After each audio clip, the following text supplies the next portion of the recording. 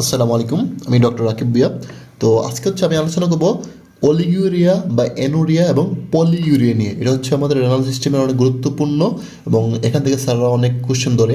তাহলে অলিগিউরিয়া মানে কি? অলিগিউরিয়া মানে যদি ডেইলি 400 ml এর থেকে কম ইউরিন পাস হয় বা ইউরিন আউটপুট যদি 400 ml এর কম হয় দৈনিক, সেটাকে আমরা বলি অলিগিউরিয়া। আর যদি 100 ml এর থেকে কম হয় সেটাকে আমরা বলি অ্যানুরিয়া। এখন আসি অ্যানুরিয়ার কজ কী। তাহলে অ্যানুরিয়া কী বললাম, যে দৈনিক যদি 100 ml এর থেকে বেশি কম প্রস্রাব তৈরি হয় বা ইউরিন তৈরি হয় সেটাকে আমরা বলি অ্যানোরিয়া। তাহলে অ্যানোরিয়ার কজ কী? একটা ইউরিনারি অবস্ট্রাকশন, যেমন ইউরিনারি রিটেনশন যদি হয়, অর্থাৎ ইউরিন যদি রিটেনশন হয়ে থাকে, মানে ইউরিন তৈরি হচ্ছে বাট রিটেন হয়ে আছে, বের হইতে পারতেছে না, তখন কী হবে? অ্যানোরিয়া হবে। যেমন একটা হচ্ছে প্রোস্টেটিক ইনলার্ভমেন্ট। তাহলে দেখো আমাদের রেনাল সিস্টেম যদি দেখি, এটা হচ্ছে কিডনি, দেন ইউরেটার, দেন ব্লাডার, ইউরেথ্রা, এবং ইউরেথ্রার এখানে কী থাকে আমরা জানি প্রোস্টেট। এখন যদি এই প্রোস্টেট গ্ল্যান্ডটা যদি বড় হয়ে যায়, তখন সে কী করবে?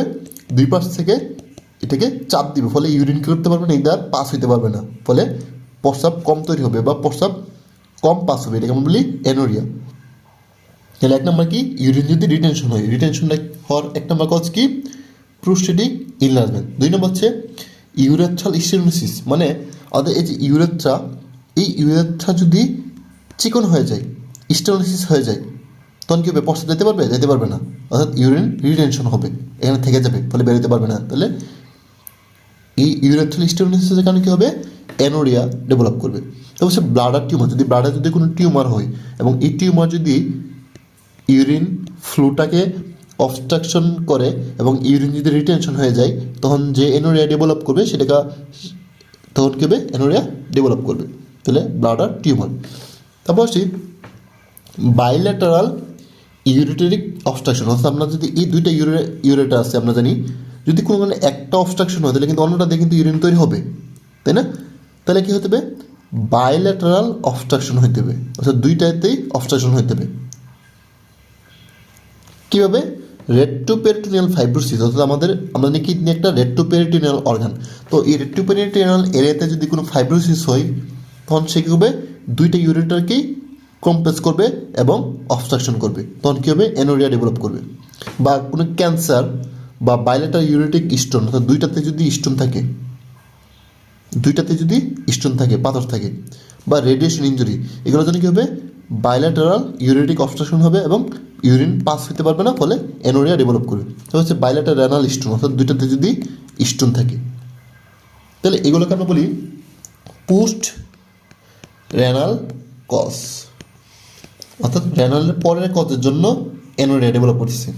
তারপর হচ্ছে ল্যাক অফ রেনাল পারফিউশন, অর্থাৎ কিডনি যদি ব্লাড কম আসে, অর্থাৎ এটাকে আমরা বলবো প্রি রেনাল। অ্যান্ড প্রি রেনালের কজ কি? প্রি রেনাল হচ্ছে অ্যাওর্টিক ডিসেকশন। অ্যাওর্টিক ডিসেকশনটা আসলে কীভাবে আমাদের অ্যানোরিয়া করে আমরা যদি বোঝার চেষ্টা করি, ধরো এটা হচ্ছে আমাদের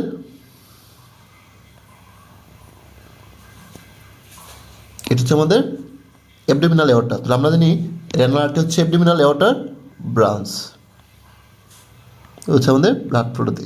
তাহলে আমরা জানি আমাদের আর্টারি হচ্ছে 3টা লেয়ার। কয়টা লেয়ার? 3টা লেয়ার।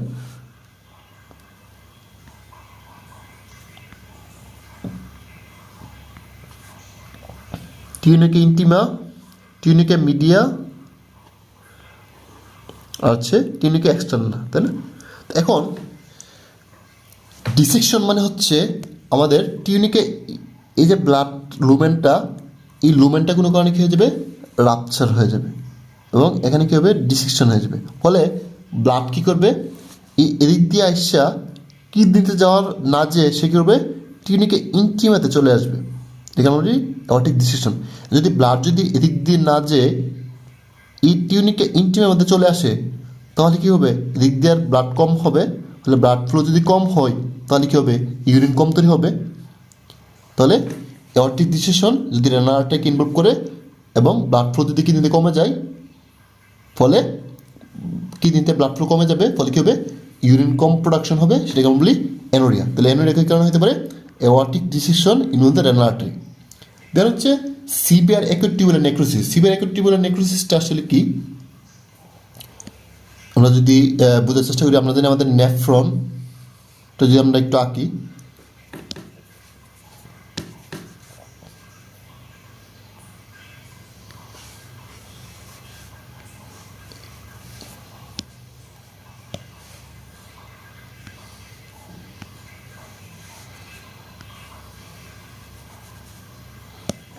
নেফ্রন, এবং আমরা জানি এই যে আমাদের এফারেন আর্টারিওল, সেটা কী করে আমাদের টিউবুলের চারপাশে হচ্ছে ব্লাড সাপ্লাই থেকে, এটাকে আমরা বলি পেরিটিউবুলার ক্যাপিলারি বা টিউবুল। এখন যদি কোনো কারণে এফারেন আর্টারি দিয়ে ব্লাড কম আসে, তাহলে ইফারেন আর্টারি দিয়ে ব্লাড কম যাবে, ফলে আমাদের টিউবুলে পেরিটিউবুলার যে ক্যাপিলারি সেখানে কী হবে, ব্লাড কম আসবে। এখন পেরিটিউবুলার যদি ব্লাড ফ্লো যদি কম আসে, তাহলে কী হবে, আমাদের টিউবুলার সেলগুলো কী হবে, ইনজুরি হবে। তাহলে এটাকে আমরা বলি অ্যাকিউট টিউবুলার নেক্রোসিস। তো এই নেক্রোসিস হলে কী হবে, এদিক দিয়ে আমাদের ইউরিন প্রোডাকশনটা কী হবে, কম হবে এবং অ্যানোরিয়া ডেভেলপ করবে। ঠিক আছে, তারপর হচ্ছে severe functional hypoperfusion. Severe functional hypoperfusion মানে হচ্ছে কি, যদি কিডনিতে ব্লাড ফ্লো কমে যায়, আমরা জানি কিডনি হচ্ছে একটা হাইলি ভাস্কুলার অর্গান। এখন যদি কিডনিতে ব্লাড ফ্লো যদি কমে যায়, তখন কী হবে, অ্যানোরিয়া ডেভেলপ করে। কী কী, একটা হচ্ছে কার্ডিওরেনাল, একটা হচ্ছে হ্যাপাটোরেনাল। কার্ডিওরেনালে কী হচ্ছে সিসিএফ, কনজেস্টিভ কার্ডিয়াক ফেলো। কনজেস্টিভ কার্ডিয়াক ফেলো মানে কি, আমাদের হার্ট পাম্প করতে পারতেছে না। এখন যদি হার্ট যদি পাম্প করতে না পারে, তাহলে হার্ট থেকে ব্লাড কী করতে পারে না, প্রত্যেকটা অর্গানে কম যাবে, অর্থাৎ কিডনিতে ব্লাড কম যাবে।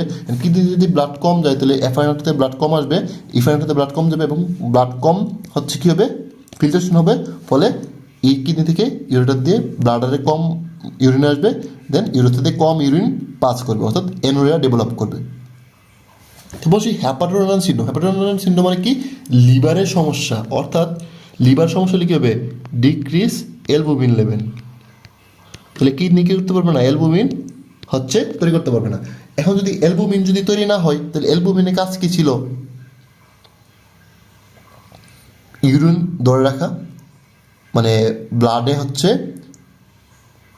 হচ্ছে অসমোটিক প্রেশারটা মেনটেন করা। তাহলে ব্লাডে যদি অসমোটিক প্রেশারটা মেনটেন করতে না পারে, ধরো আমরা যদি একটু বোঝানোর চেষ্টা করি, আমরা জানি এটা হচ্ছে আমাদের ক্যাপিলারি, দেন ক্যাপিলারি পাশে হচ্ছে সেল, তাই না? তাহলে এই অ্যালবুমিন কী করছিল, এই রক্তনালীতে হচ্ছে ইউরিনটার অসমোটিক প্রেশার মেনটেন করতো, অর্থাৎ ইউরিনকে ব্লাড ভেসেলের ভিতরে রাখার চেষ্টা করতো। এখন যেহেতু এখন অ্যালবুমিন নাই, তাহলে কী করবে, সে ব্লাডটাকে ধরে রাখতে পারবে না, ফলে ব্লাড কী করবে, ব্লাড হচ্ছে ব্লাড ভেসেল থেকে ইন্টারস্টিশনে চলে আসবে, ফলে ব্লাড ভেসেলেতে কী হবে, ব্লাড ভলিউম কমে যাবে। তাহলে ব্লাড ভলিউম যদি কমে যায়, তাহলে এই ব্লাড দিয়ে কী হবে, এফারেন আর্টারি দিয়ে ব্লাড কম আসবে, ফলে ব্লাড কম কী হবে, ফিল্ট্রেশন হবে, ফলে ইউরিন কম তৈরি হবে এবং অ্যানোরিয়া ডেভেলপ করবে। তাহলে আমরা সিভিয়ার ফাংশনাল হাইপোপারফিউশন, অর্থাৎ কার্ডিওরেনাল এবং হ্যাপাটোরেনাল কারণে কীভাবে হচ্ছে আমাদের অ্যানোরিয়া ডেভেলপ করে, আমরা আশা করি বুঝতে পেরেছি। তারপর একটা কথা হচ্ছে র্যাপিডলি প্রগ্রেসিভ গ্লুমেরুলারনেফ্রাইটিস। এটা কি, অ্যান্টি গ্লুমেরুলার বেসমেন্ট মেমব্রেন ডিজিজ, অর্থাৎ আমাদের এই যে বেসমেন্ট মেমব্রেনের যদি সমস্যা হয়, তাহলে কী হবে, ফিল্ট্রেশন কম হবে, ফলে ইউরিন কম প্রোডাকশন হবে এবং অ্যানোরিয়া ডেভেলপ করবে। তাহলে আশা করি আমরা সবাই অ্যানোরিয়ার যে কজগুলো এগুলা সবাই বুঝতে পেরেছি। এবার আসো আমরা দেখব হচ্ছে পলিইউরিয়া এবং তার কজগুলো। তাহলে পলিইউরিয়া বলতে আমরা কি বুঝি, পলিইউরিয়া মানে হচ্ছে যদি দৈনিক 3 লিটারের থেকে বেশি ইউরিন প্রোডাকশন হয়, সেটাকে আমরা বলি পলিইউরিয়া। ওকে, তাহলে পলিইউরিয়া কজগুলো কি, এক নম্বর হচ্ছে এক্সেসিভ ফ্লুইড ইনটেক, অর্থাৎ এটাকে আমরা বলি প্রাইমারি পলিডিপসিয়া। এটা কি বলি আমরা, প্রাইমারি পলিডিপসিয়া, অর্থাৎ এটা সাইকোজেনিক কন্ডিশন, অর্থাৎ তারা কী করে, অনেক বেশি পরিমাণ পানি পান করে, ফলে সে এক্সেসিভ ফ্লুইড ইনটেকের ফলে কী হয়, তার বেশি ইউরিন প্রোডাকশন হয়। এবং এটা আমরা কীভাবে বুঝবো, এটা বুঝবো হচ্ছে যে তার সিরামের যে অসমোলারিটি কম থাকবে, অর্থাৎ তার সিরামের যে ইউরিনের অসমোলারিটি বা ঘনত্ব কম থাকবে। এটা দেখে আমরা বুঝতে পারবো যে এটা তার প্রাইমারি পলিডিপসিয়া, অন্য কোনো কারণে না। তারপর হচ্ছে অসমোটিক ডায়োসিস, কিছু কন্ডিশন আছে যেগুলো হচ্ছে আমাদের বডিতে হইলে তারা হচ্ছে বেশি বেশি ইউরিন প্রোডাকশন করে, যেমন হাইপার গ্লাইসিমিয়া, অর্থাৎ রক্তে যদি গ্লুকোজ বেশি থাকে তাহলে ইউরিন দিয়ে গ্লুকোজ পাস হবে, আর ইউরিন দিয়ে যখন গ্লুকোজ পাস হবে সে করবে বেশি বেশি পানি নিয়ে যাবে, ফলে বেশি বেশি ইউরিন প্রোডাকশন হবে। তারপর হচ্ছে হাইপার ক্যালসিমিয়া, অর্থাৎ রক্তে যদি ক্যালসিয়াম বেড়ে যায়, ক্যালসিয়ামও কি একটা অসমোটিক্যাল পার্টিকেল, তখন সে যখন ইউরিন দিয়ে পাস করবে বডিতে বেশি হওয়ার কারণে তখন সে করে পানি নিয়ে যাবে। তারপর হচ্ছে সোডিয়াম গ্লুকোজ ট্রান্সপোর্টার ইনহিবিটর। দেখো সোডিয়াম গ্লুকোজ ট্রান্সপোর্টার ইনহিবিটরটা আমরা একটু বোঝানোর চেষ্টা করি, আমি একদম সিম্পল করে বোঝানোর চেষ্টা করি। ওকে, এটা হচ্ছে আমাদের নেফ্রন, আর এটা হচ্ছে পেরিটিউবুলার ক্যাপিলারি। তাহলে এদিক দিয়ে যখন যাবে সেটা হচ্ছে ইউরিন, আর এখান থেকে যখন রিঅ্যাবজর্পশন হয়ে এইখানে চলে আসবে সেটাকে আমরা বলি বডিতে ব্যাক করা। তো নর্মালি কি হয়, নর্মালি হচ্ছে আমাদের এই এখানে একটা ট্রান্সপোর্টার থাকে, সেটা হচ্ছে গ্লুকোজ, সোডিয়াম গ্লুকোজ ট্রান্সপোর্টার। এই সোডিয়াম গ্লুকোজ ট্রান্সপোর্টারের মাধ্যমে কি হয়, গ্লুকোজগুলা এদিকে রিঅ্যাবজর্পশন হয়ে বডিতে চলে যায়, অর্থাৎ ইউরিন তৈরি হয় না। তাহলে গ্লুকোজ যখন আসবে তখন কি সে পানিকেও রিঅ্যাবজর্পশন করে রেখে দিবে বডিতে। এখন যদি কোনো কারণে এই সোডিয়াম গ্লুকোজ ট্রান্সপোর্টারটা হচ্ছে ব্লক হয়ে গেল ড্রাগের মাধ্যমে, যখন আমরা এম্পাগ্লিফ্লোজিন দিই, তখন কী হবে, এদিক দিয়ে আইসা আর গ্লুকোজ এবং পানি রিঅ্যাবজর্পশন হতে পারবে না। তাহলে এই পানিগুলো কোথায় চলে যাবে, এদিক দিয়ে গিয়ে আমাদের ব্লাডার হয়ে ইউরেথ্রা দিয়ে ইউরিন তৈরি করবে বা ইউরিনের মধ্যে বের হয়ে যাবে। তাহলে এভাবে সোডিয়াম গ্লুকোজ ট্রান্সপোর্ট ইনহিবিটর দিলে কী হবে, সোডিয়াম এবং ওয়াটার রিঅ্যাকশন হতে পারবে না, ফলে ইউরিনের মাধ্যমে পাস করবে এবং এক্সেস ইউরিন তৈরি করবে, যেটাকে আমরা বলি পলিইউরিয়া। তারপর আসি cranial diabetes insipidus. Cranial diabetes ইনসিপিটাসে কী হবে, এখানে আমাদের পিটুইটারি থেকে এটিএস প্রোডাকশন হবে না, এডিএস প্রোডাকশন হবে না। তাহলে আমরা জানি এডিএস এর কাজ কী ছিল, বডিতে ওয়াটার ধরে রাখা বা রিটেন করা, অ্যাবজর্পশন করা। তাহলে এডিএস যদি না আসে, আমাদের ডিস্টাল কনভলিউটেড টিউবুল থেকে কী হবে, ওয়াটারকে অ্যাবজর্পশন করতে পারবে না, ফলে ওয়াটার কী করবে, সে ইউরিনের মাধ্যমে বের হয়ে যাবে, অর্থাৎ ইউরিন তৈরি করবে, অর্থাৎ 3 লিটারের বেশি ইউরিন তৈরি হবে। তারপর হচ্ছে নেফ্রোজেনিক ডায়াবেটিস ইনসিপিটাস। এখানে কী হচ্ছে, এখানে পিটুইটারি থেকে এডিএস তৈরি হবে, বাট এই এডিএসটা আমাদের কিডনির উপরে আসে কাজ করতে পারবে না। তাহলে ADS can't work on kidney. তাহলে আমাদের পিটুইটারি থেকে এডিএস তৈরি হইতেছে, বাট সে আসা কিডনির উপরে, কিডনির যে ডিস্টাল কনভলিউটেড টিউবুল সেখানে কাজ করতে পারবে না, যেখানে সে এডিএস কাজ করে এবং ওয়াটার রিঅ্যাবজর্পশন করে। তাহলে এটি যদি কিডনির উপর কাজ করতে না পারে, রিসেপ্টর কাজ করতে না পারলে সে কি পানি কী করতে পারবে না, পানিকে রিঅ্যাবজর্পশন করতে পারবে না, ফলে পানিগুলো কী হয়ে যাবে, ইউরিনের মাধ্যমে বডি থেকে বের হয়ে যাবে এবং ডেভেলপ করবে পলিইউরিয়া। তাহলে এগুলো নেফ্রোজেনিক ডায়াবেটিস ইনসিপিটাসের কজ কী হতে পারে, একটা হচ্ছে যদি আমরা জানি এই এডিএস কাজ করে হচ্ছে একুপারেন্ট টু রিসেপ্টরের মাধ্যমে। এখন রিসেপ্টরটা যদি মিউটেশন হয়ে যায়, এ খুবই রেয়ার, বাট এরকম হতে পারে, বা ভেসোপ্রেসিন রিসেপ্টর অ্যান্টাগনিস্ট আমরা যদি টলব্যাপটান দেই, এই টলব্যাপটান কী করে, এই এডিএস রিসেপ্টরকে কী করে ব্লক করে দেয়, ফলে এডিএস আর কাজ করতে পারে না। একটা হচ্ছে জেনেটিক্যালি যদি মিউটেশন হয়ে যায়, একটা হচ্ছে আমরা ড্রাগ দিয়ে ব্লক করে দিলাম।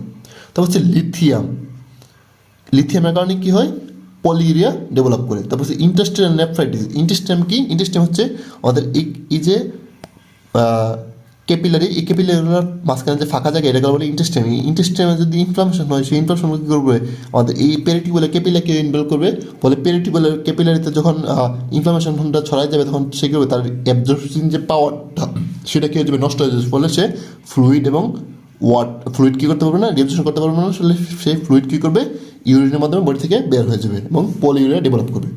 হচ্ছে হাইপোক্যালিমিয়া, আর এটা হচ্ছে transient following recovery from acute tubular necrosis. এবং অ্যাকুট টিউবুলার নেক্রোসিসটা যদি হচ্ছে রিকভারি হয়, তখন কী হবে, তার যে ফাংশনাল ক্যাপাসিটি কমে যাবে, ফলে সে ওয়াটার রিঅ্যাবজর্পশন করতে পারবে না। তাহলে এই কজগুলোর কারণে কী হবে, তার পলিউরিয়া ডেভেলপ করবে। তাহলে আশা করি আমরা এনোরিয়া এবং পলিউরিয়া কজগুলো সবাই বুঝতে পেরেছি, আর কারো কোনো সমস্যা হবে না এগুলো মনে রাখতে।